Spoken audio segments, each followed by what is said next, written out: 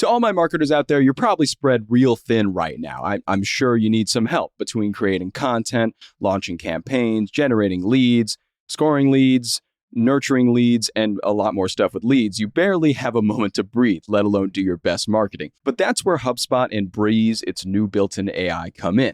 When you combine the power of Marketing Hub and Content Hub, you can have your best quarter, every single time. With tools that instantly remix your content, lead scoring to shine a light on potential customers, and AI-curated analytics suite for reports and KPIs. And that's all alongside co-pilots and agents to automate all of your tasks, making your life easier, getting you the results faster, and better connecting you to all your data all in one place. Doesn't that sound nice? So stop spreading yourself so thin and start making major moves with HubSpot.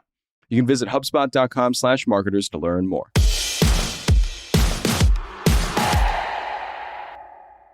Good morning, everybody. Today is Monday, February 10th. I'm Jon Weigell here with Martina Bretous and Nathan Lands, and this is the Hustle Daily Show.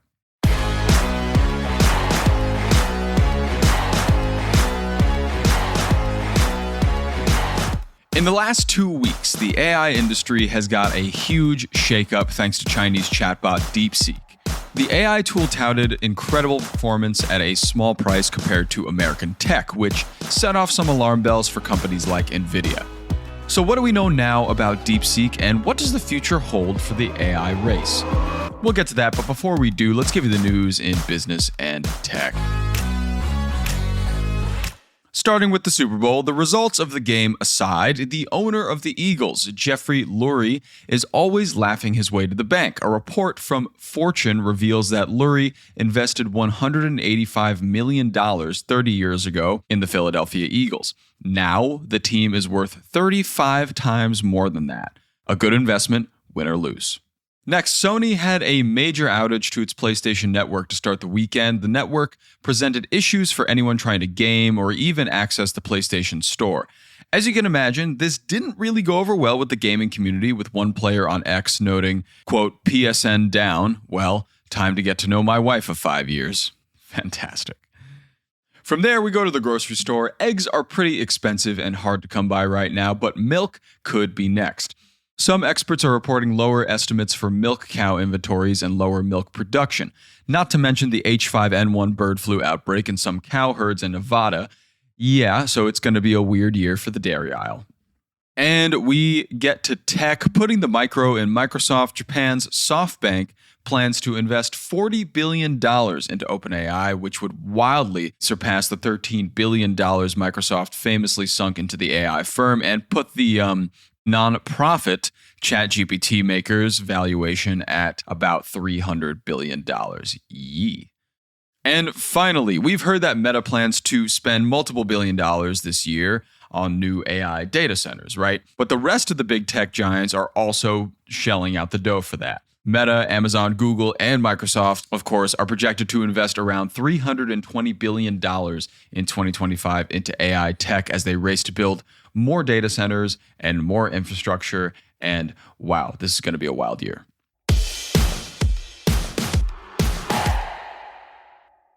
Hey everybody, I've been listening to this awesome podcast lately. It's called Nudge, hosted by Phil Agnew. It's brought to you by the HubSpot Podcast Network, the audio destination for business professionals. So have you ever noticed how the smallest changes can have the biggest impact? On Nudge, you learn simple, evidence-based tips to help you kick bad habits, get that raise, and grow a business. Every bite-sized 20-minute show comes packed with practical advice from admired entrepreneurs and behavioral scientists alike.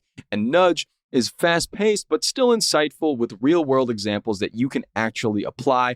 Oh, and by the way, it's the UK's fastest-growing business podcast.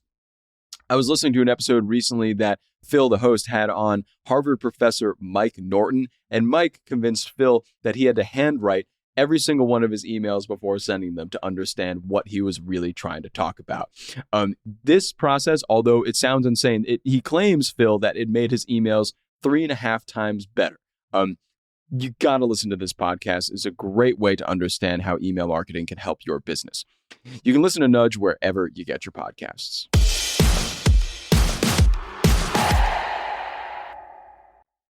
Okay, on to our main story today. As mentioned above, today we have Martina back on with Nathan Lands from the Next Wave podcast to dive into the newest LLM taking the world by storm, DeepSeek. Take it away, you guys. Hi, Nathan. Welcome to the show. Hi, Martina. Thank you for having me. Yeah, today I want to talk about this new LLM that everyone's talking about, DeepSeek. What's your impression on it? DeepSeek, it's interesting. I think for a lot of us in the AI community who follow AI really closely, we've been a little bit confused by why there's so much hype around DeepSeek, quite honestly. Like, the things that are interesting about it is it's from China. The kind of general consensus in Silicon Valley has been that China is about a year and a half behind on AI. On robotics, they're actually ahead, which, it's kind of scary. And we're like, well, it's fine, but we're ahead on AI. And so I think the big thing is, okay, now instead of being ahead like a year, maybe America is more like ahead by 3 to 6 months. I think that is like the actual kind of shocking thing is that, America still is ahead. Like the best LLMs from America are better, in my opinion, from my testing. But DeepSeek, it's cheap. It's free for users, but it's cheap for the people who actually operate the LLM. It's fast. And the quality is pretty good. It's probably like a faster version of OpenAI's O1. Interesting. Okay. Yeah. And I want to hear a little background about DeepSeek, because I think we often hear about AI company founders and how they're ex-Googlers or ex-Meta folks. Like they kind of jump from company to company. Is it the same story here? Where did this LLM actually come from? I know you mentioned it's Chinese founders, but do they have any connection to the US or, the EU? Where do they come from? The one founder, his name's Liang Wenfeng. I had never heard of him before. His background's quite interesting. It looks like he's like a AI and finance kind of guy. And the interesting thing is, it looks like they've been running like a huge quant fund, and that this came out of that, of them having all this massive amounts of compute to help them basically kind of time and possibly game the market in China. And that compute, they then repurposed to train AI models. Which is interesting, because a lot of the numbers that came out in the media was oh, this costs $6 million to make. Wow. That was the headlines.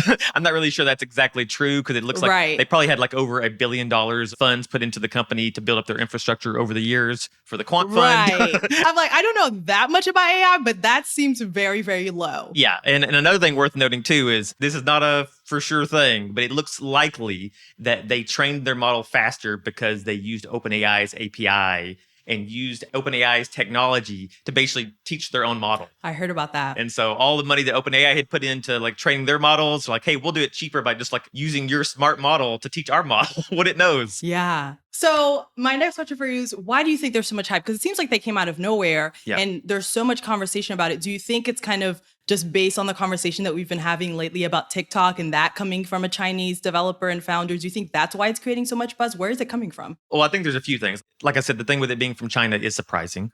And I think also the fact that they're barely behind us, that is a big deal. Another thing is O1 shows its thought process, but it's actually a summary of its thought process. And so most people didn't realize this. They're like, oh, whatever DeepSeek is doing is amazing. And why can't it do this? And OpenAI can't do it. It's kind of funny because as far as I know, the reason OpenAI has not been showing their thought process with the models is because they don't want people to copy their models. Right. And so it looks like, as far as I can tell, DeepSeek did copy OpenAI's models, probably, at least using their API to kind of train itself. And then now people think that they're the one who innovated on this with they're showing its thought process. It's well, no, OpenAI was already doing this, but for that reason, they didn't want to show you all of it. Some of it could be also because it could be kind of creepy too, because when you look at the actual thought process, for average people, it may be kind of shocking, wow, this thing's actually thinking, or at least it appears to be thinking. And so I think that's a big reason. As far as I can tell, it looks like they have had one or two small innovations in terms of making their model more efficient. But probably it's been way overhyped how great it is. So how do you think OpenAI is going to respond to this? Because there are already rumors, OpenAI saying, it looks like a lot of our competitors, including China, is taking some of our stuff. So how do you think they're going to react to this company coming in and being so close to them? Do you think they're going to come out with products quicker, like their new model? How do you think they're going to react than others like Meta, et cetera? Yeah, I think that's probably the key takeaway for listeners. Anyone who thought that AI development was going to slow down, I would say that's definitely off the table now, because the fact that China's barely behind is a big deal. And so I do think that you'll see all of the Western AI companies go forward as fast as possible, realizing that right now, China is right behind them. And not only that, but it does look like it's possible China's fast copying, and they're copying faster and faster, which is, is concerning. Catching up. Yeah, so it's a question of like, okay, how much do they keep secret? Because then if keeping secret can be good, because then you stay ahead, but also you want to keep releasing things. And so I think OpenAI is in a precarious situation there. They're probably trying to debate this internally right now, if I had to guess. Like, do we just release things as fast as possible?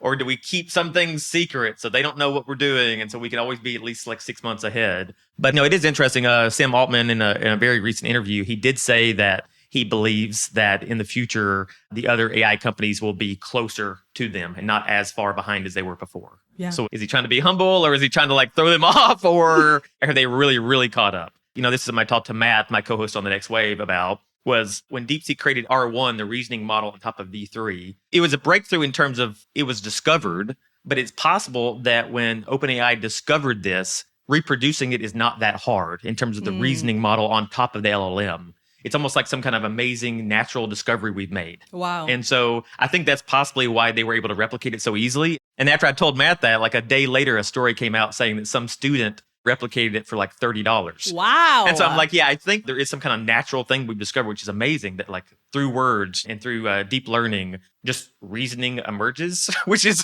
it's kind of a shocking thing. But I think that is what happened. And I do think that OpenAI still has some secret sauce that makes their reasoning better. I've been using all the different AI tools more and more for coding and things like that to like really get my hands on with AI.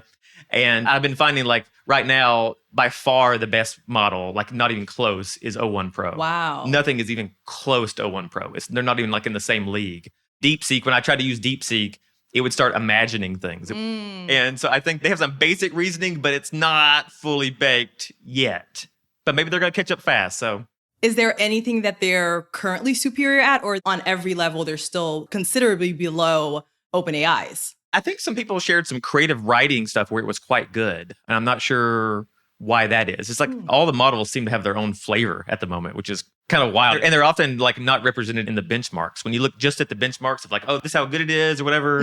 But some of the models, when you actually play with them for different use cases, you're like, oh, this one's really good for this. Like right now, O1 Pro is by far the best for coding, but I'm not going to sit there and talk to it. Right. It's like, it's very slow, and also it's just very dry and boring. And so like right now when I'm developing my game demo, I'll sit there and chat with Claude, and I've got this long game design document, which Claude is helping me update over and over, so then I can continue the conversation by copying and pasting it back in the next time.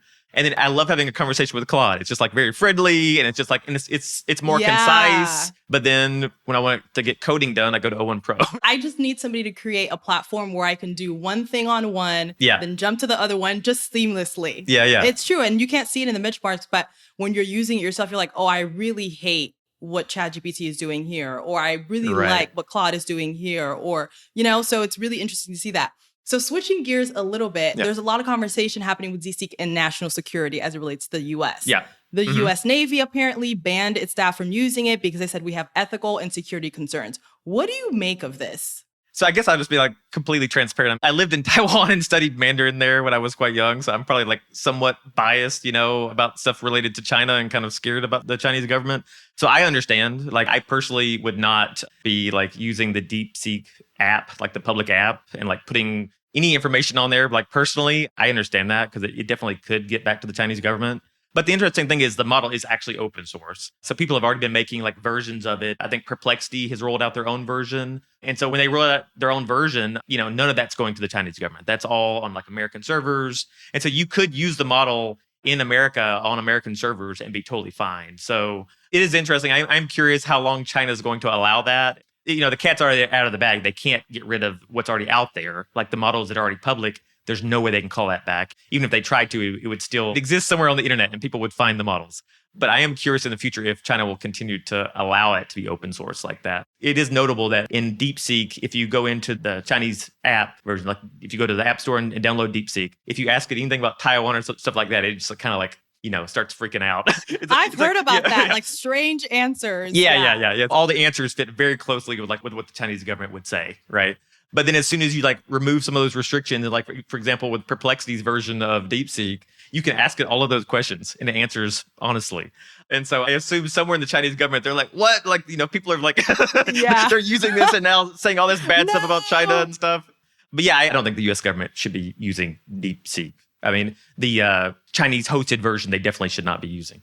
So then because of these concerns, how do you see adoption growing in the US? Do you feel like it's going to be slow because there's so much conversation about it? Or do you think people are going to forget about that quickly and it's just going to be as adopted as OpenAI and the other big players? I think the Chinese version will get banned, if I had to guess. Okay, so we just banned TikTok because we're worried that they're going to see like our dance videos. But you'll share more personal and secret stuff with an AI than you're going to share publicly on a TikTok. Yeah. So I have a hard time imagining long-term that they don't ban the Chinese hosted app, but the open source model, it'll probably live on. And the interesting thing is, no matter if they continue developing the open source or not, because like I said, I'm kind of skeptical that China will even allow them to long term. What exists now, other people will be able to like take that up and like start building on top of it. You'll see more American competitors or European or wherever. You'll see more competitors because of that, because this underlying reasoning that was discovered is now kind of like public knowledge, which is great. That part's great.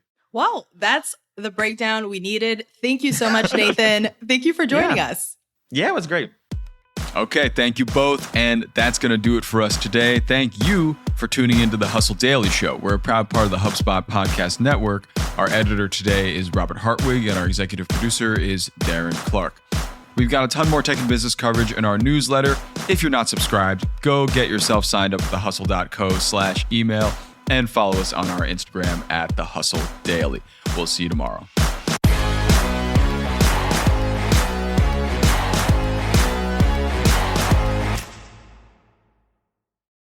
New year, new resolutions. And this year on the Best Idea Yet podcast, we're revealing the untold origin stories of the products you're obsessed with. And we promise you have never heard these before. Ever wonder how the iconic Reese's Peanut Butter Cup was invented? Because it was by accident. H.B. Reese, a former frog salesman, True story, stumbled upon the idea after accidentally burning a batch of peanuts. Classic. Proving that sometimes our best ideas arise from what seem like our biggest mistakes. And Jack, did you know there's a scientific explanation why humans crave that surprising combo of peanut butter and chocolate? I didn't, but it sounds delicious. It is delicious. So, if you're looking to get inspired and creative this year, tune in to the Best Idea Yet. You can find us on the Wondery app or wherever you get your podcasts. And if you're looking for more podcasts to help you start this year off right, check out New Year, New Mindset on the Wondery app. Who knows? Your next great idea could be an accident that you burned. This is Nick. And this is Jack. And we'll see you on the Best Idea Yet.